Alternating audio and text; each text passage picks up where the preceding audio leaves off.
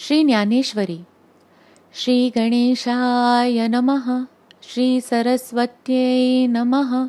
श्री गुरुभ्यो नमः। श्री गोपाल कृष्णाय नमः। Chapter 2 Sankhya Yoga continued. Shloka number 9. Sanjay said, having thus addressed Krishna, Arjun said to him, I shall not fight, and became silent. The grief-stricken Partha said to Lord Krishna, pray, do not press me further. I will not fight. About this, my mind is settled. Saying this all at once, he remained silent. 10. Then smiling, as it were, Krishna spoke to him these words in the midst of the two armies. Then the Lord said to himself, what is Arjun up to now? He does not seem to understand. What can one do to make him see reason and restore his courage? Just as a physician prescribes an antidote for an incurable disease, so Lord Krishna, standing in the midst of the two armies, began to think of a plan to rid Arjun of his obsession. Divining its cause, he began to speak in a somewhat angry tone.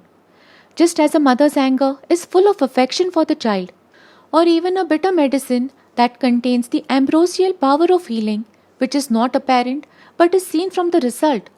So he began his speech with apparent unconcern but full of affection within. 11. The Blessed Lord said, you grieve and yet speak words of wisdom. The wise men grieve neither for the dead nor for the living. Then he said to Arjun, I am really surprised by what you propose to do in the midst of war. You call yourself clever, but you are not conscious of your ignorance.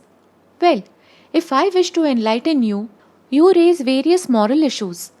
When a person, blind from birth, becomes mad, he runs helter-skelter. Your cleverness seems to me like that. You are ignorant of yourself and grieve for the Kauravas. This is what amazes me over and over again.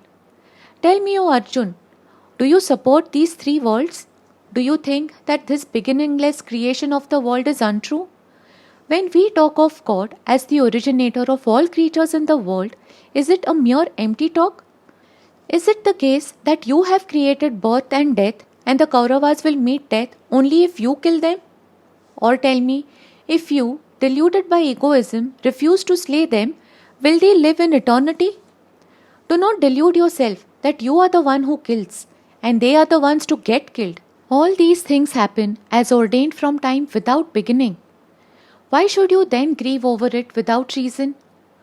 Not knowing this, you think the unthinkable out of folly, and on top of it, profess to give us lessons in morality. The discriminating do not grieve over birth and death, as all our thinking about them is due to delusion. 12. Never was there a time when I was not, nor you, nor these kings, nor shall we ever cease to exist hereafter. Now listen. As regards ourselves and all these kings and others who have gathered here, it is not true to say that they will live long or meet with sure death. If you get rid of your delusion, you will realize that it is not so. What we see as birth and death are due to illusion, that is Maya. Otherwise, the entity which really exists is indestructible. Look, if the wind produces ripples on the water, can we say that something is really produced? And when the wind ceases and the water becomes flat, what is it that has ceased? Think over it. 13.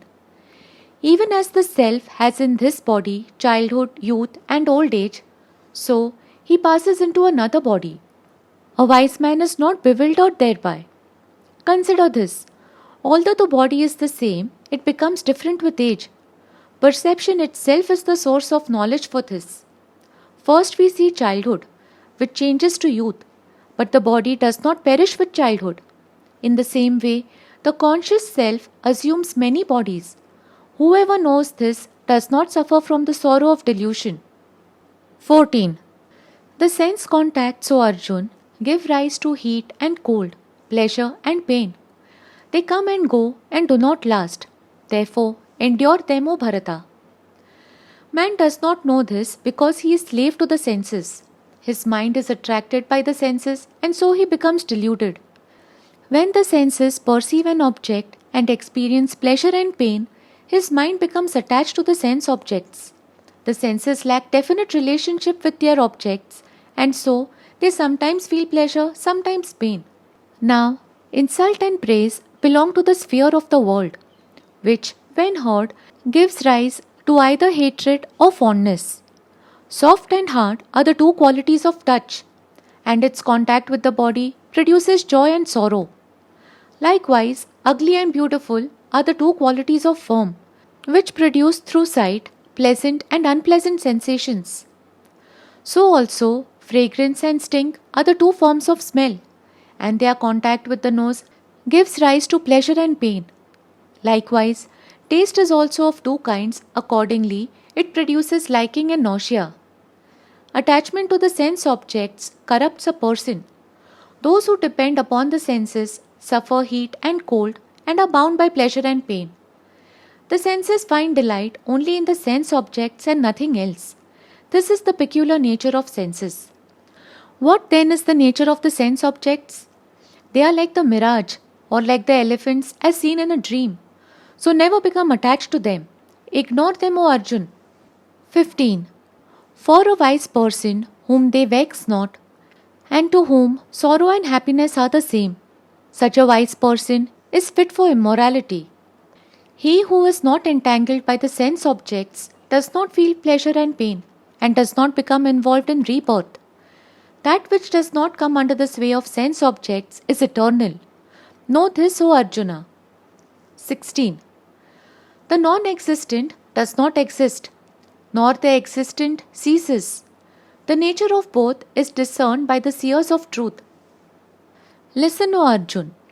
All philosophers acknowledge that latent in these conditioning factors there is an all-pervading self. When the milk is thoroughly mixed with water, the swan separates them from each other.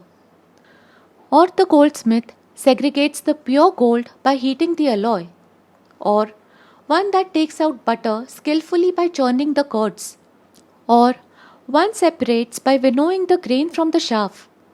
So, when the wise cogitate upon the creation, the world disappears and there remains only the self. Therefore, they do not ascribe existence to the transient things, as they have already determined the essence of both. 17. Know that to be indestructible, on which this whole world is strung, nor can anyone bring about the destruction of this immutable self. If you think over it, you will realize that what is inessential is illusory, and what is essential is eternal by nature. That from which these three worlds have sprung is not marked by name, color, or form. It is all pervasive and transcends birth and death. Even if one wishes to destroy it, it cannot be destroyed. 18. What are said to be perishable are the bodies of the self which is indestructible, inscrutable, and eternal. Therefore fight, O Arjun. 19.